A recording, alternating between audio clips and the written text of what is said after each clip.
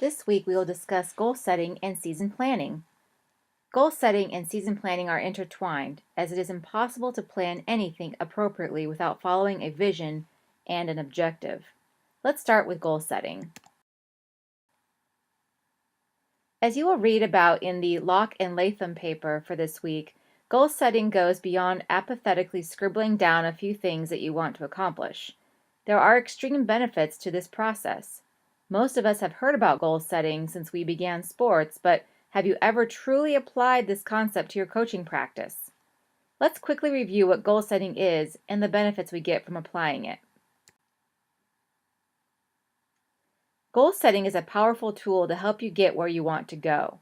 It's also a roadmap to help you reach your full potential as players, staff, and a program.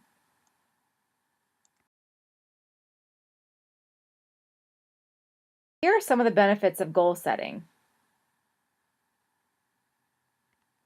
Achieve more, improve performance, increase motivation to succeed, increase pride and satisfaction in achievements, improve self-confidence, plan to eliminate attitudes that can stagnate a person or a program. Before going further into goal setting, we have to step back and discuss the foundation of goal setting. Goals should be in alignment with the mission statement of the program. Mission statements can range from really generic and pointless to really detailed and meaningful. It is important to spend time on your mission statement because it can be a valuable guide when you have multiple ideas, projects, and other things vying for your time. Your mission statement can help you say no to things that might be good but not necessarily in line with your overall mission. This slide shows the basic description of a mission statement. First, Stoner says that a mission statement is a broad, unique aim that sets the organization apart from others of its type. It defines the overall purpose, philosophy, and vision of the organization and program. Finally, Abraham said, it provides a foundation on which to build a future. It unifies the people in the organization and provides the members of the program with a sense of direction. If you chose to read the book Good to Great by Collins, you'll learn a lot about mission statements and how they are applied in a corporate context. In sport, it is important to know that who you are so you can develop your own culture, values, systems, and other organizational aspects that develop an identity for you and your program. It is directly applicable to the recruiting process when you want to describe your program to recruits. Most prospective athletes and parents are happy to know about the technical aspects of your program, but they really want to get at the core value system and culture of your program. Your mission statement helps you relay important messages about you, the team, and the future of your program. Mission statements must answer the following questions. What is our program about? What is our principal purpose? What is our philosophy in running our program? What is our operational environment? What is the future of operations?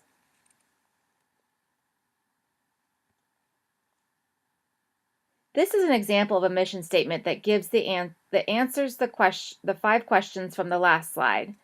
Give it a quick read so you can see how you might construct a mission statement. There's no requirement on the length of a mission statement, and even the 5 questions are a good guideline, but not set in stone. When you run your own program, your mission statement will be the result of a lot of introspective thinking.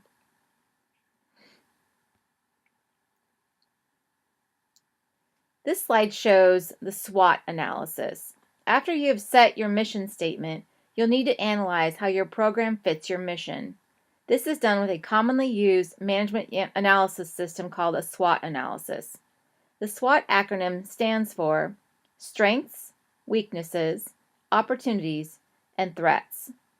This is a helpful tool to use not only for the overall program, but in a smaller subcategory like individual player performance, your budget, recruiting, or even for yourself as a means to enhance personal and professional growth. Here's a grid to give a visual of a SWOT analysis. In the first box, we see strengths. So we're asking, what are the strengths of the program as it pertains to the mission statement? The box below, weaknesses. What are the weaknesses of the program as it pertains to the mission statement? In the next box, opportunities. What are the potential opportunities of the program? And finally, what are the threats to the program? Here's a SWOT analysis example. For a generic soccer club, the coach has deemed that the strength of the program is its staff. The weakness is the practice or game facility.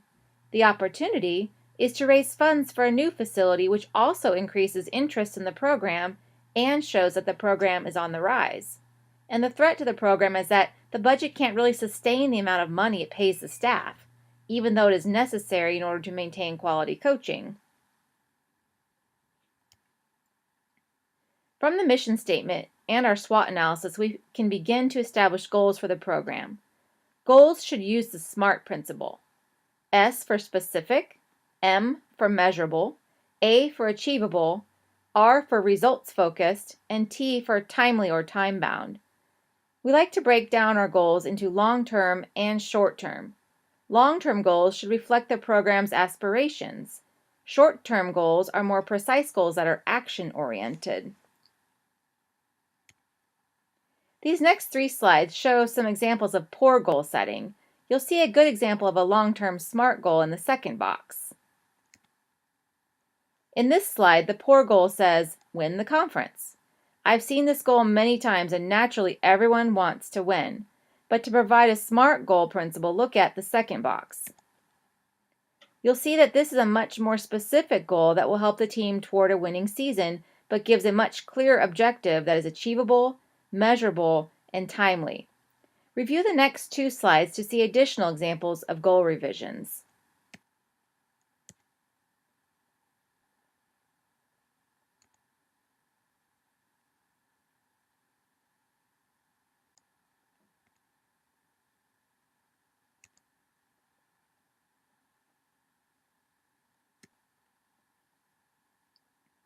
There are many aspects of an athletic program that you can use goal-setting principles for.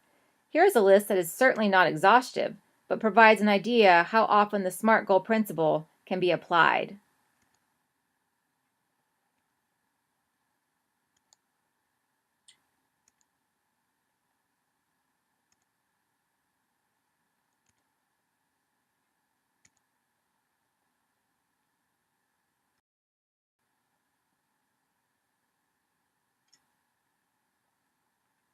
For this slide, we want to look at why programs fail, or what is the result of poor preparation.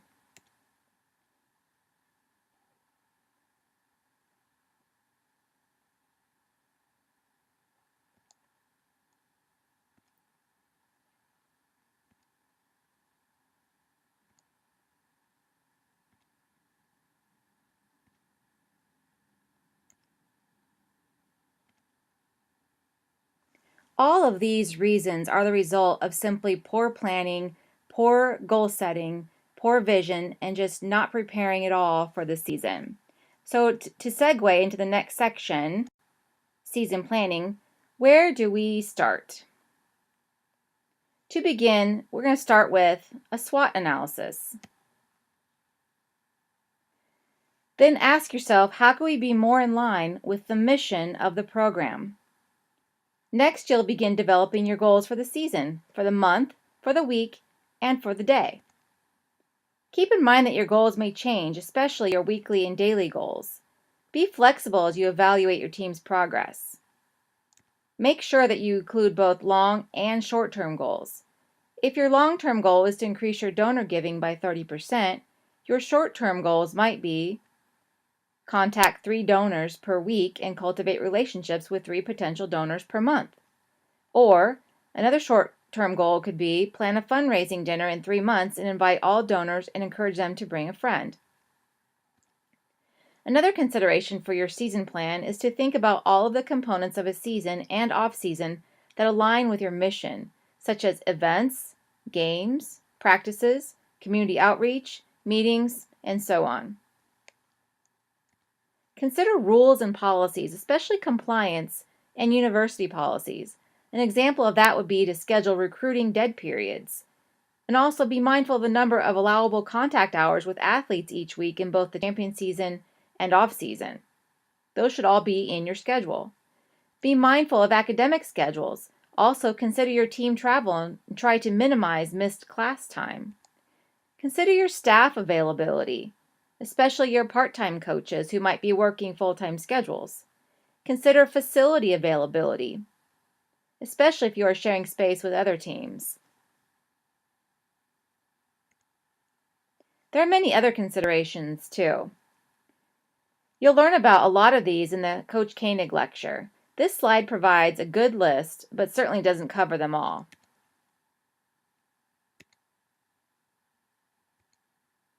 So you'll see when you look at the budget, you want to consider what you can actually afford. There are lots of things that you'll want to do that might be mission oriented, but you might have to cut them because they won't be allowable with your budget allocation. Your game schedule, you're going to consider who you want to schedule outside of your conference game schedule, which is usually done for you years in advance. And you'll have a few spaces left for other games. Do you want to schedule highly ranked opponents, or do you want to schedule opponents that are a little bit easier? And then you're going to consider what is the potential effect of scheduling a highly ranked opponent or an easier opponent. You're going to want to make sure that you plan team meetings, and probably lots of them. You're going to schedule player meetings. When are you going to have time to meet with players one-on-one? You'll have staff meetings. You're going to schedule fundraisers, community service projects, and you'll be recruiting all the time. How are you going to fit recruiting into your very busy schedule, even though it is one of the most important things you'll do? Include your training schedule, both your preseason, during season, and off-season training schedule. And also don't forget to schedule your rest and rehab. All of these things should be somewhere in your schedule, and many others. Finally, what usually is considered last is you and your family. It is vital that you practice self-care. Get away from your players and the office or the field or court, and go be a real person for a while. Your personal and spiritual fitness will allow for greater longevity in the profession. It'll decrease burnout and allow you to balance your coaching duties with family in a healthy manner. This is not an easy thing to do, but a well-planned schedule equipped with time off is one way towards a better work-life balance.